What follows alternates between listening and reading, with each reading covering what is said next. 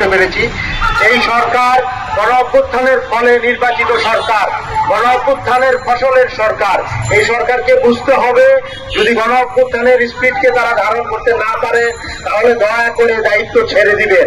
কিন্তু যদি আপনারা গণ অভ্যুত্থানের স্পিডকে কোনোভাবে অমর্যাদা করেন, গণ অভ্যুত্থানের যারা শহীদ, যারা আহত, তাদের অমর্যাদা হওয়ার সুযোগ দেন, তাহলে আমরা ছাত্র এবং জনতা আপনাদেরকে ছেড়ে কথা বলবো না।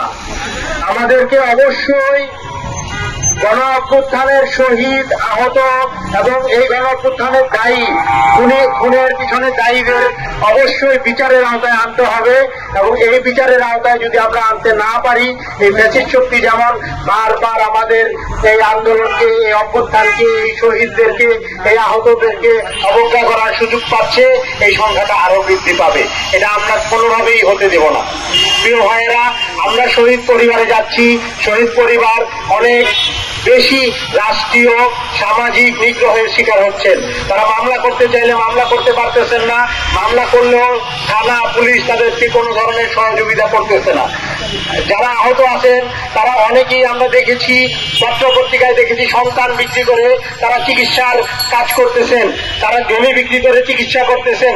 শহীদ পরিবারকে তার ভিটা থেকে বের করে দেওয়া হচ্ছে। এই ঘটনা একটা অভ্যুত্থানের সরকার যখন আছে ওই সময় এই সব ঘটনা আমরা ছাত্র জনতা কোনোভাবেই মেনে নিব না।